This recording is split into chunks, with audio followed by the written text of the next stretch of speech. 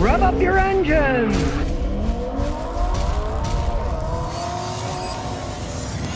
Alright, everybody's nuts about SUVs. Here's a 2019 Honda Passport. By the time I'm done, you're going to know more than you probably want to know, but you'll know the truth. The first truth is, it's an actual Honda. Originally, the Passports were Honda's first venture into SUVs. All they did was buy a Isuzu Rodeos, called them Honda Passports, and sold them. They were underpowered piles of junk. They had a 4-cylinder engine originally with a whopping 120 horsepower on a big heavy vehicle. They couldn't get out of their own way. Then the frames all started to rot, and then Isuzu pulled out of the United States. Honda didn't sell anymore, and for a few years, Honda didn't sell Passports. At the top of the problems the original ones had being Isuzu Rodeos, and not really a Honda, even though they were called Honda Passport, they were full-frame vehicles like a truck. The frames all rotted, and so Isuzu, rather than fixing them, they pulled out of the United States, and Honda said, pfft. But then they decided, let's make our own SUV, which this 2019 Passport is. It's a real SUV, designed and built by Honda. And unlike the original Passport / Rodeo, this does not have a frame on body. This is a unibody construction vehicle, just like modern cars. I'm a Toyota man myself, but a lot of people buy these fancier Acura that are just a Honda because they say the Hondas and the Acuras ride better, and they do ride quite a bit better. So the technology in this thing is more or less Acura MDX type technology, which have excellent rides. These things ride fine, not like the old Isuzus. The old Isuzus are great for people that wanted a truck to bang around in. They do say that they have an off-road setting inside, I'll show you, because it is all-wheel drive. All kinds of buttons, off-road, snow. Now, yeah, I understand the snow. You don't want to get stuck in the snow, great. But really, this close to the ground, you're not going to be climbing over boulders anytime soon. Where do they make these things? Well, they're not made by Isuzu. They're made by Honda. This baby was made in Alabama. Okay, they're put together in Alabama.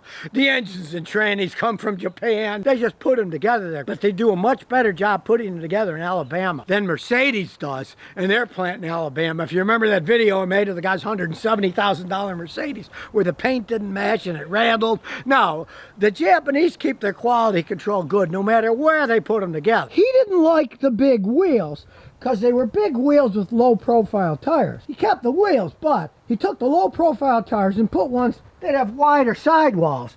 It rides better and you're going to have less problem with flats. That actually makes sense. Because really, low profile tires, you can watch my video about them, it's a showy thing. Well, you know, I race around and that's baloney. Look at race cars. There's not a single race car out there that's got a low profile tire. It's basically a show thing. BMWs have them. They cost a fortune. They break all the time. You're better if you get one of these to put the wider sidewalls on. Now, this is a modern car. It's 2019, but look, I like it. An actual parking brake. Not one of those stupid electronic crappers that's going to break. Simple. It works. Why change something that's simple and works? Honda agrees with me on that one. It's got all kinds of modern electronics on it. Now, if you check this out, it's Pioneer. It's not stock, but this man is wise. This is a sport version. It doesn't come with Android Auto stuff. If he wanted to buy one, he would have to pay $5 grand more. So instead, smart man, he paid $100 for this Pioneer Android and put it in himself, and it works fine. Well, open the door. He's a big man. He's got the seat back. But look at all the space even with it packed. These are ginormous vehicles. Just don't park in the sun all the time or the seats will get hot. Find shades, park underground. Now it's a sport package, so it's got the black wheels. It's really got a nice setup, and under the hood, it's old school. You open the hood, and it doesn't have those annoying struts that break and fall and hit you in the head. You stick it in, you can put it wherever you want. You put it up here. But you can put it higher if you're ever doing any work. Not that they break down much. Look, it's tried and true technology. It works. And what does it have? It has an Earth Dreams technology, V6 engine, but it has one thing a purist doesn't like. You look inside here, what do you see? It's a plastic cover because it's got a timing belt. Now, It works perfectly fine, but it's a rubber timing belt. You have to change it. They tell you to change it every 100,000 miles. They're interference engines. If the belt breaks, pistons hit the valves and bend them. Everybody else in the world's going to timing change, but I guess Honda's still thinking, well, we're going to electrify, so we don't want to retool everything to put a timing chain engine. I mean, Toyota, Nissan, everybody's putting chains on, but they're still using rubber timing belts. They work fine. If you buy a used one and it's higher mileage, you're going to have to pay some serious scratch. Usually it's well over $1,000 to change the belt out, because if it breaks, you can say goodbye engine. They're still doing it that way. Well, what can you do? He can get 27 miles a gallon driving on a highway.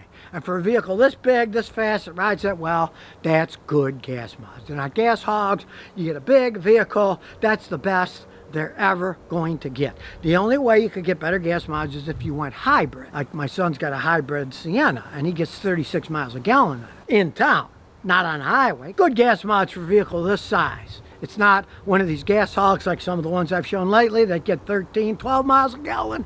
27 is pretty good for a vehicle of this size. And this guy really spent his time researching it. He got one, it's got the basic headlights. There's an LED bulb, that's it. It's not a whole LED assembly that costs a small fortune when it goes bad. And the same thing with his fog lamps. There's just one LED bulb in there. If you're curious about LED prices for any car, call up a dealer with the make and model and say, how much is the headlight assembly with the LED system? You'll probably just drop on the floor thinking, I can get a bulb for $50. Why do I want to spend $800, $900, or $1,000 for this assembly? Much better design this way.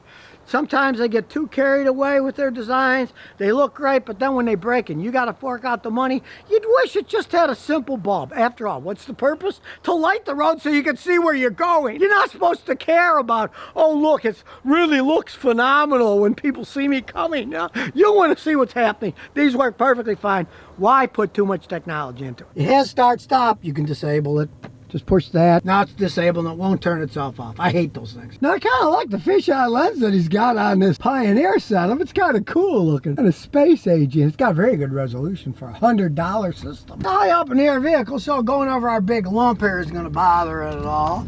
Just bounces around a little. I really wouldn't take it off-road, but theoretically you can. And we're going down these bumpy roads. The body moves around because it's absorbing shocks, but the ride is very comfortable. And it does have that big Honda V6, so when you wait for the traffic to get through, which here takes quite some time because it's a very busy road, but when it finally clears out enough and you step on the gas, you can hear it spinning the gravel. Nice sound, quick shifts. And this is the sport version. It's a very sporty vehicle. It rides fine, it handles like a dream, it's got very good handling. As we go along, like I said, you want to go, you step on the gas, this thing goes.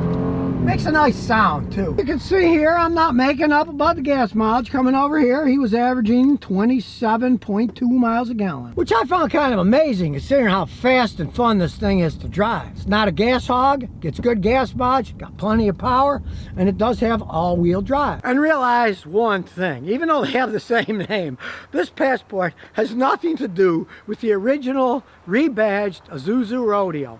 On those, the four-wheel drive system, you had to stop the vehicle in order to engage the four-wheel drive. This is all electronic, run by computers. You don't have to do anything except push a button. They're fun to drive, they get pretty good gas mileage or something this big. You're looking for a big family hauler, hey, and maybe you don't want a van. You might not like the image of a van, or the vans don't handle like this thing does. He decided to get it, and he's real happy buying it used. He saved money, and he was smart. He saved $5 grand buying a $100 Pioneer Android instead of paying for the fancy one that they put in. So keep that in the back of your mind if you want technology. Maybe do it yourself like he did. Buy the lower version one and put on what you want at a price you want to pay.